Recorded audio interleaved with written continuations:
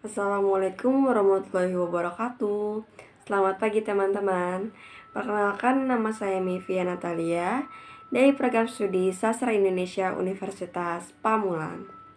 Pada kesempatan kali ini saya akan mempraktikkan tugas dari mata kuliah pengajaran bahasa.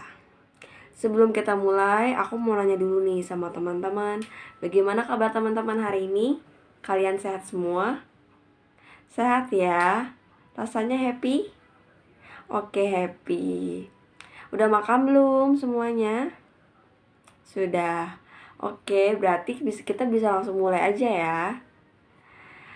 Materi yang akan aku jelaskan pada kesempatan kali ini yaitu mengenai cerita fiksi.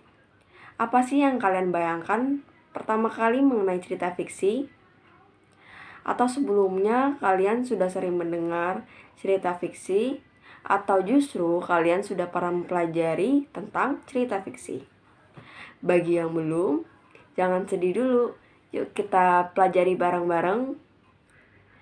Jadi, cerita fiksi adalah karangan bebas yang bersifat imajinatif, tidak nyata, atau bersifat hayalan. Mengapa bersifat hayalan dan harus imajinatif? Karena cerita fiksi harus dibuat berdasarkan imajinasi pengarang.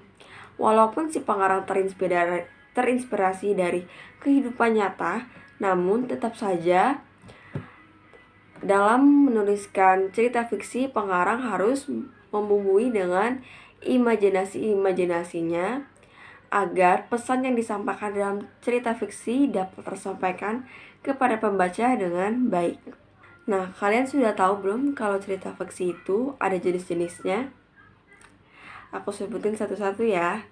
Yang pertama, cerita fiksi itu harus bersifat imajinatif atau dibuat berdasarkan imajinasi pengarang. Yang kedua, harus menggunakan bahasa yang komunikatif, tidak baku, atau biasanya juga sering kita temukan nih cerita fiksi itu menggunakan bahasa yang konotatif atau bermakna ganda, atau dipenuhi dengan kata-kata kiasan, atau bisa juga menggunakan bahasa yang denotatif atau yang ketika kita baca kita dapat mengetahui apa sih makna dari kata tersebut. Yang ketiga, harus mengandung nilai atau pesan moral agar para pembaca dapat mengambil nilai baik dan buruknya dan dapat menerapkannya di dunia nyata. Yang keempat, harus bersifat menghibur. Selanjutnya, cerita fiksi itu terdiri dari beberapa jenis loh. Ada dongeng, fabel, novel, cerita pendek, epos, sage, cerita jenakah, dan sebagainya. Yuk kita kulik satu-satu. Jenis cerita fiksi yang pertama adalah dongeng. Kalian pasti udah gak asing lagi dong ketika mendengar dongeng. Atau kalian dari kecil udah terbiasa membaca dongeng. Atau bisa juga sebelum tidur kalian terbiasa dibacakan dongeng oleh orang tua kalian. Jadi sebenarnya apa sih dongeng itu? Dongeng adalah cerita yang tidak benar-benar pernah terjadi. Kenapa demikian? Karena dongeng memiliki sifat cerita yang di luar nalar atau sangat nihil terjadi. Contohnya ada dongeng Cinderella, dongeng Putri Tidur, dongeng Putri Duyung, dan sebagainya. Jadi cerita fiksi yang kedua ada fabel. Apa sih fabel itu? Fabel adalah cerita yang menggambarkan watak dan budi manusia yang pelakunya atau tokohnya diperankan oleh hewan. Jadi hewan-hewan tersebut akan diberikan sifat dan hidup layaknya seperti manusia untuk menyampaikan pendidikan moral maupun budi pekerti. Biasanya fabel dibuat berdasarkan imajinasi pengarang dan latarnya tidak terikat oleh zaman apapun. Namun tokoh utamanya pasti adalah hewan. Yang ketiga adalah legenda. Legenda adalah sebuah cerita yang berisi tentang asal-usul terjadinya suatu tempat. Misalnya, legenda yang paling terkenal banget di Indonesia yaitu legenda Tangkuban Perahu. Ada cerpen atau singkatan dari cerita pendek. Kenapa dikatakan sebagai cerita pendek? Karena cerpen adalah cerita fiksi yang bisa dibaca dengan hanya sekali atau 2 kali duduk. Nah, di dalam cerita fiksi itu biasanya plotnya disajikan secara tunggal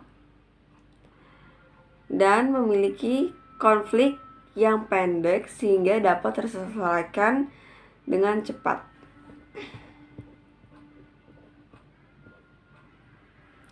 Yang ketiga ada novel. Novel adalah cerita yang memiliki banyak plot atau biasanya watak atau karakter dari si tokoh ini selalu berkembang. Sehingga novel tidak bisa dibaca hanya dengan sekali 2 kali duduk. Contohnya ada novel Negeri Lima Menara karya Ahmad Fuadi, ada novel Laskar Pelangi karya Andrea Hirata, dan masih banyak lainnya.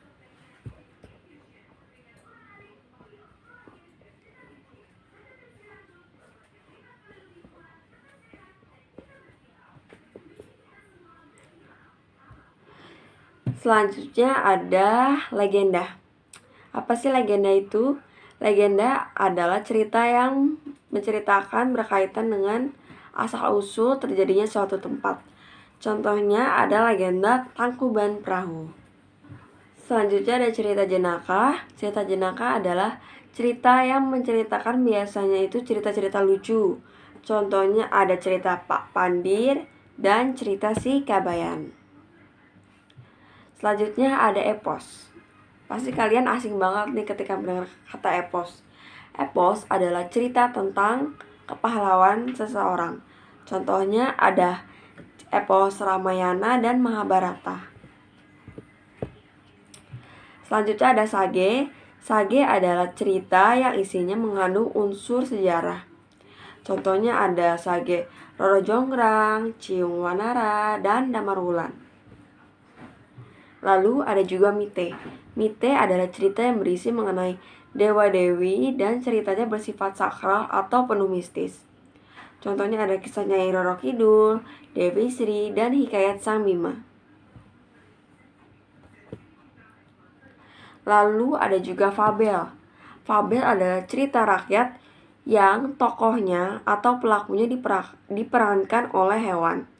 Jadi hewan-hewan ini diberikan sifat layaknya seperti manusia, namun di dalam cerita itu juga memiliki banyak sekali nilai moral yang dapat diambil oleh pembacanya. Contohnya nih ada fabel Si Kancil.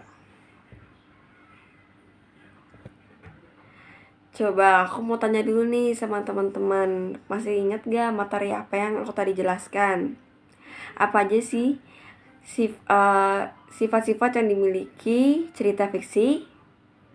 Yaitu imajinatif, bersifat hayalan, ada pesan moral, menghibur, dan harus dibuat berdasarkan imajinasi si pengarang.